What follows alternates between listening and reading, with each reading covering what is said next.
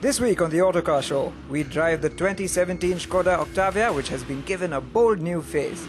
The Tata Hexa Automatic takes on the Toyota Innova Crysta, and the Land Rover Discovery Sport gets a brand new diesel engine. The Octavia is the car that launched Skoda in India, and it very quickly established itself as a luxury car for the masses. Now, every version of this car since has lived up to that billing, and now there's a new facelifted version for 2017. Now, facelifts usually involve a small nip and tuck and a bit more equipment, but clearly there's a bit more going on with this one.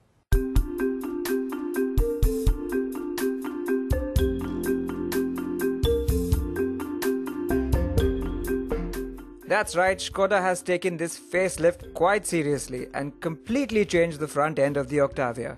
The new quad headlamp setup takes a little getting used to, but once you view the inner lamps as part of the grille, it looks a lot more cohesive, and the LED running lamps with their blade-like elements do look really smart. The butterfly grille slats are now glossy black, the lower air dam has a wide strip of chrome running through it like the Superb, and the bonnet has more aggressive creases on it. The changes elsewhere are a lot subtler. A new design for the alloys and sharper looking full LED tail lamps. And the changes aren't just restricted to the outside.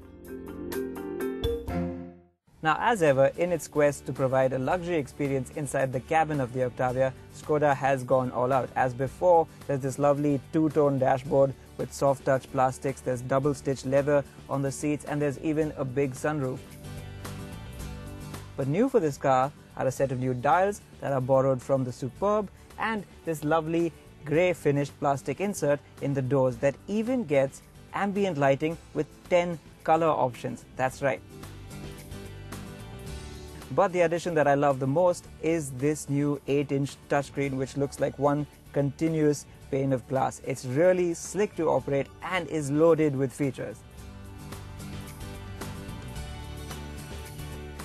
There is satellite navigation, Apple CarPlay, Android Auto, and a rear-view camera. But that's just the tip of the iceberg when it comes to equipment. You also get front and rear parking sensors, adaptive LED headlamps, 2-zone auto climate control, an electric driver's seat with memory, USB ports at the rear, a driver fatigue warning system, and 8 airbags. But the coolest feature by far is the hands-free parking system that does both parallel and perpendicular parking. Until now, this was something you'd only find in cars twice the price.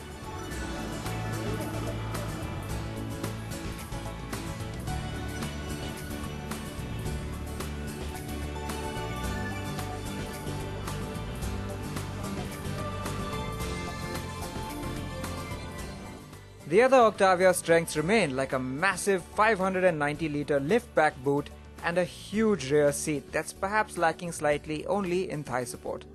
Interestingly, however, some things have been tweaked under the skin.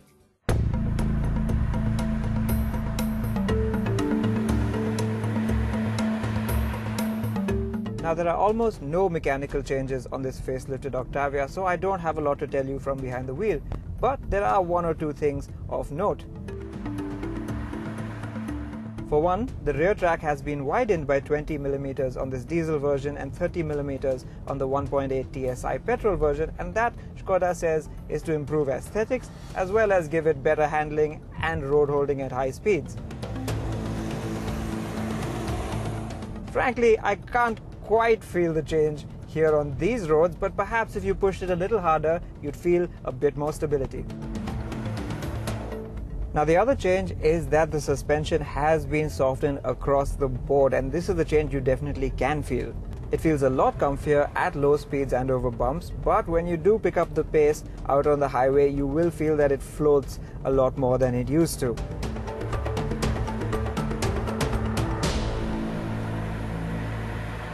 So, while the wider track has supposedly added stability, the softer suspension has led to a bit more bounce. But overall, this car still has a commendable blend of comfort and body control.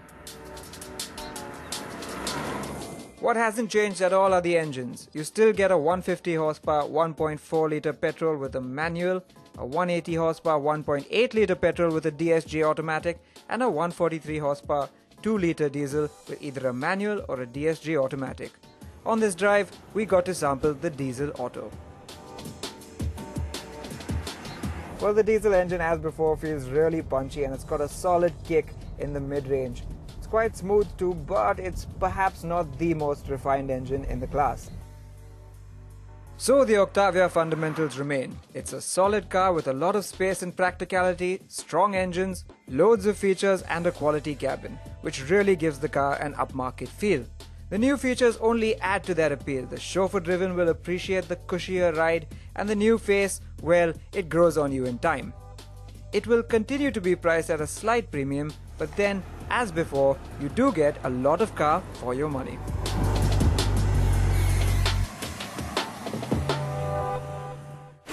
After the break, we compare the automatic variants of Tata's Hexa and Toyota's Innova Crysta. And we drive the 2017 Land Rover Discovery Sport with the new Ingenium diesel engine.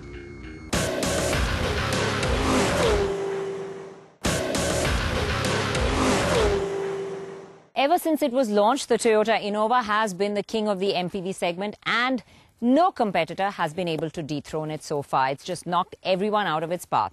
But very recently, Tata have launched the Hexa and they have upped their game. In the meanwhile, Toyota have also upped the prices of the Innova. So does that make a difference? Well, for the first time, the Innova has been offered in an automatic variant, so we thought we'd pit the two automatics together to find out if the Hexa is not only value but good enough otherwise to dethrone the king of the segment.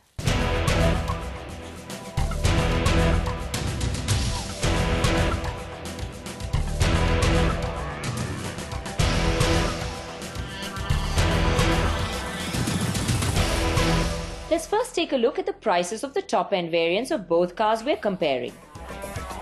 Now, that's already a big difference there, but what we need to see is the tried and tested Innova worth that difference? Well, what we found out at the outset, or should we say inside, threw up a surprise.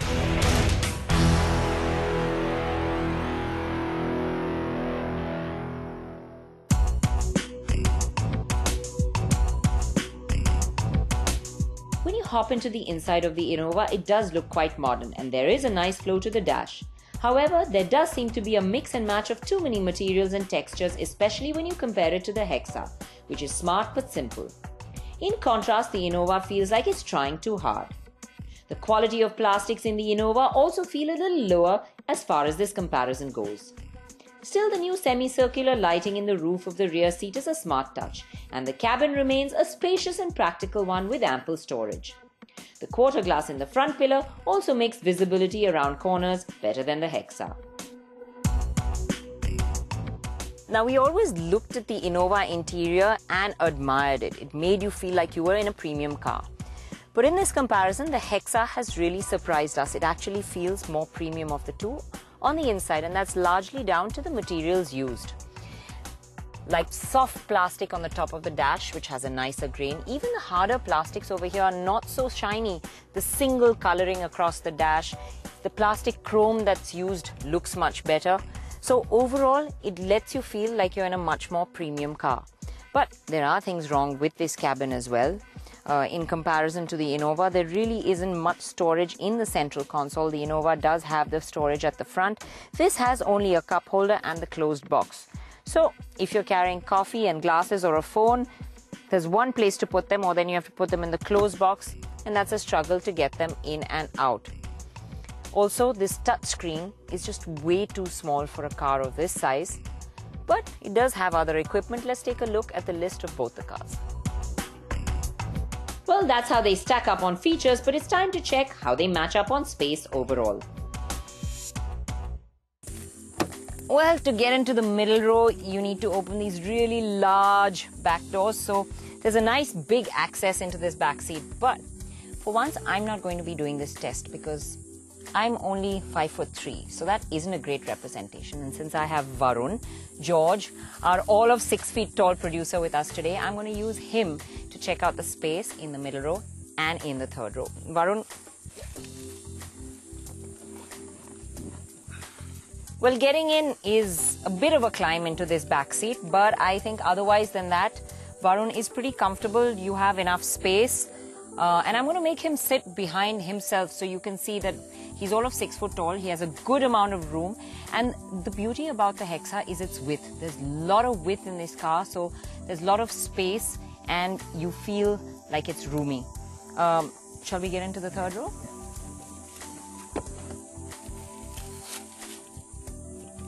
Yeah, it's a bit fiddly. Trying to get that seat up, there's a lever and access is not all that great. But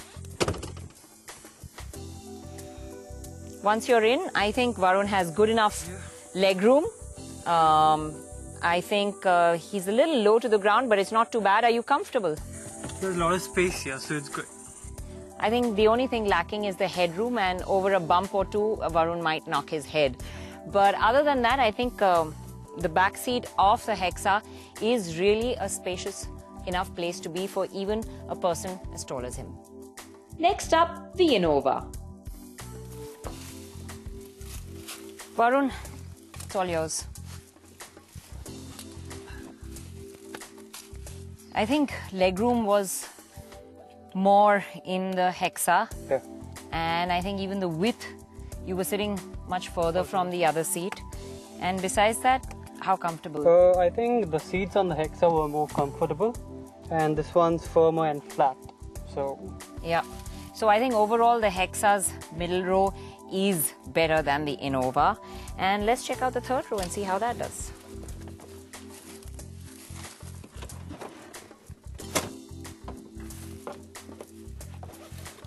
Well, the flip and tumble makes it easier access, that's for sure.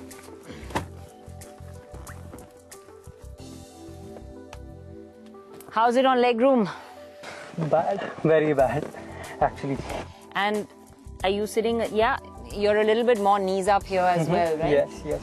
And headroom, you've got a marginal bit more over here, but I think overall, It's the Hexa. it's the Hexa. So, Hexa, I think, trumps the Innova, middle row or third row. So for the captain seat version of the both cars, it's definitely the Hexa that trumps the Innova on space and comfort. Now it may seem at this point that the Hexa is at a clear advantage, but considering that we're comparing automatics, which as a variant are considered more for people who would like to drive themselves, performance and the seat behind the wheel are important. Now while you have to haul yourself into the Hexa, getting into the Innova is much easier. You can just slide in. And the fact that there are powered seats makes it so much easier to adjust the height.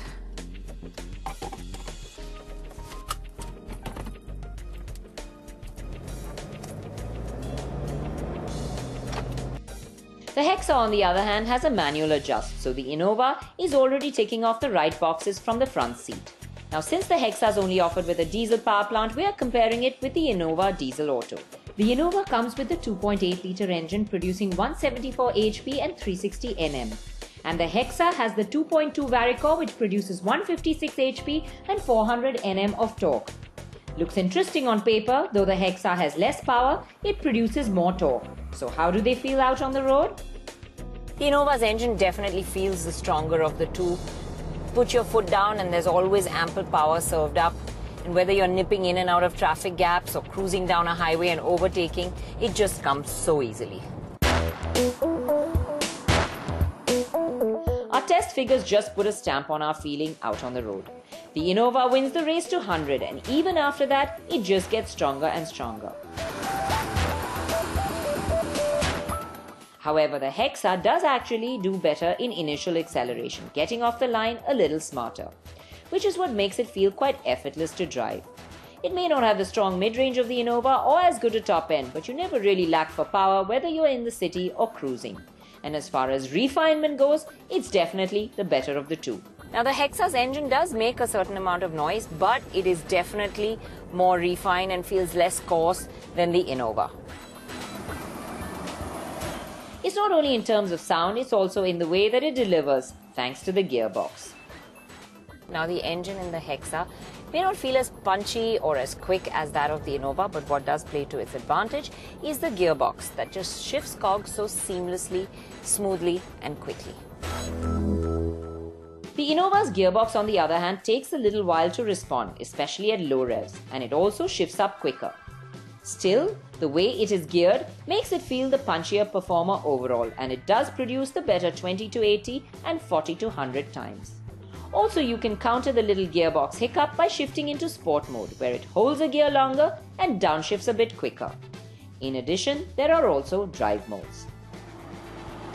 Now, the Innova does additionally offer the options of driving in eco mode if you want more frugality, or then if you don't find this already good engine strong enough, you can flip it into power mode for that little extra zing. Well, as far as performance goes, it's clearly the Innova that wins. Now let's also consider the way they handle. Let's face it, these are not vehicles that are meant to be pushed on a windy section of road, but what we have to find out is how light they are on their feet in city conditions and how planted they feel at cruising speeds. You feel the difference in weight between the two steerings, and the Innova's is much heavier. Maneuvering it in and out of traffic, or then even making a U-turn, it does feel quite heavy and requires more effort.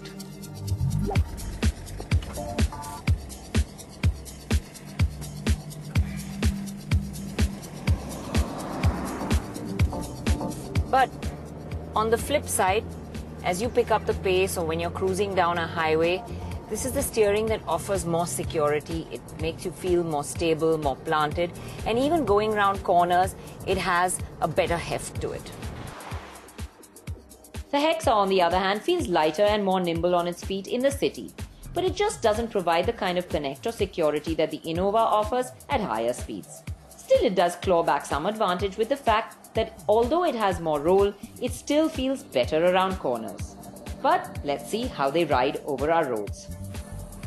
The ride quality of the Hexa at low speeds is very, very pliant. It obliterates all the bumps, potholes, and it doesn't let much filter through. But as you pick up the pace, there is a bit of movement in this back seat. Now, if you're in city and traffic conditions, it'll be a really comfortable ride. And additionally, to keep you comfortable, especially in hot days like this, is the sunscreen, which is a boon. The Hexa's air vents are also better placed to cool one down immediately. But the Innova provides more creature comforts with the storage for the phone near the charging point and the table to work or eat off. Now, the ride quality of the Innova has always been good, and it still is. It's just that in this comparison, it feels like it has the firmer ride at low speed between the two cars, and it does get caught out over bumps and potholes a little bit more. But when you pick up the pace, it just remains so flat, so calm, so composed, and that's why overall I think this is the better ride quality. And finally, before we talk about how and why we pick a winner, let's see which one is more fuel efficient. Now, we're so used to the Innova trumping its competition that I really didn't expect this fight to be this close. The Hexa's voluminous cabin, its well-packaged interiors, the fact that it performs well makes it a very, very tempting offering, especially considering it's around 4 lakh less than the Innova. But there's no denying the Innova has its strengths. Yes, it may not have a cabin that matches up to the Hexa's in terms of quality and space, but on its own, it's a spacious and well-appointed cabin. And since we are comparing automatics, it's about performance because these are largely going to be owner-driven. And that's where the Innova really shines as far as performance, ride and handling goes. It is definitely the better of the two. Yes, it is more expensive, but those extra bucks that you spend do come with the peace of mind and reliability of the Toyota brand. And that's why, in our opinion, the Innova still remains the king of the segment. After the break, we sample Land Rover's new 2-litre Ingenium diesel engine under the hood of the Discovery Sport.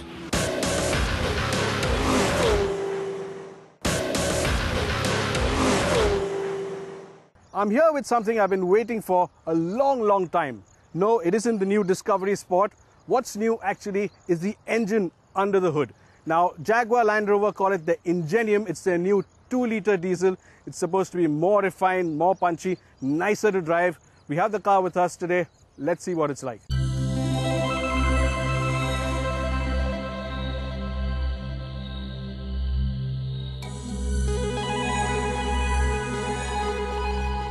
First up, Here's a little tip to help you identify which engine you have under the hood.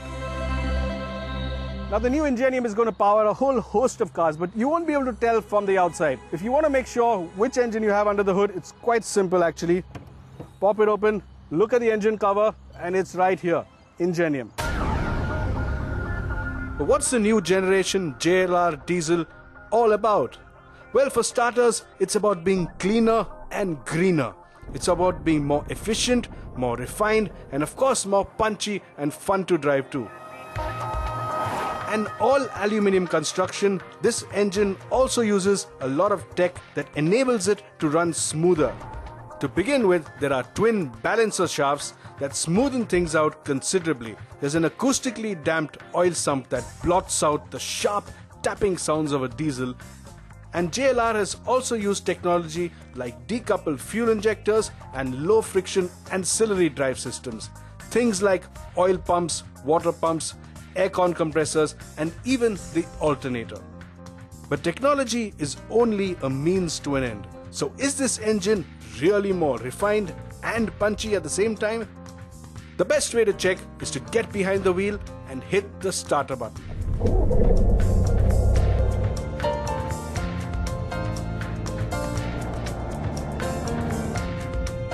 Step up from idle and it feels smoother still, especially compared to the earlier engine. There's a nice slug of torque, it's pretty punchy as you put your foot down, and though the engine doesn't rev too far after 4000, it does feel much quicker than the earlier motor. This is especially true in the lower part of the rev range. This Ingenium motor is also clearly smoother, power is easier to access, and there's quite a bit of punch at low engine speeds. This smaller capacity 2-litre engine, however, doesn't feel as punchy at higher engine speeds. So while the mid-range feels stronger and punchier, it does struggle a bit at the top end. It revs out to around 4,200 RPM, and compared to the old engine, that top end performance isn't as strong. The updated Discovery Sport that now comes with the new Ingenium diesel engine has taken a significant step forward. The car doesn't cost more, it is more refined and smoother, the engine initially is more responsive, and it feels a bit more effortless to drive too. However, I wish Land Rover had released this version with a bit more power. This 150 horsepower version still needs at least 10 or 20 bhp more. And the fact is, the company has a 180 bhp version of this engine that powers the Range Rover Evoque. For a few more horses.